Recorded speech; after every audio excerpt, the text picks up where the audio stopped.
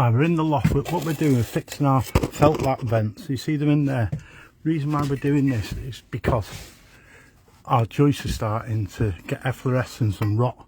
There's very little airflow in here. Now we put these little pockets in, we can get airflow blowing in. This dries the roof out and dries your insulation out. If on the floor, it's probably been damp for years. So there's a void over there. We're going to fill that up with what we've got there. Quite simple. Open the pocket up, drop your vent, and if they go loose or slack, just pop a little staple in there. This will keep you dry. In the winter, it will dry all this area off.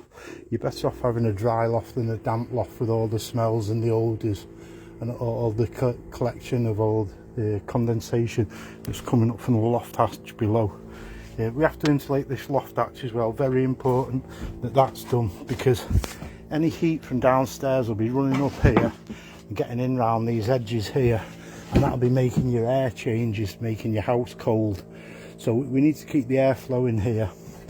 But we'll just simply staple some insulation on the back. We've got some solar reflective insulation that'll just overlap there, and that'll give us the seal on the actual loft. Then hopefully all this will dry up, all the beams will dry out, and the roof won't sag. You see where all the water's been dripping off onto the beams, and it's starting to turn to mould. Over a period of time, this is just going to get worse, isn't it, and deteriorate your actual timbers.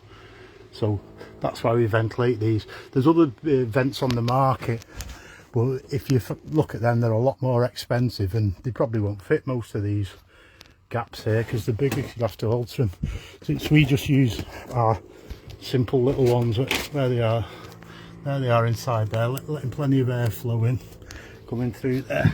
This prevents, hang on, what we got here.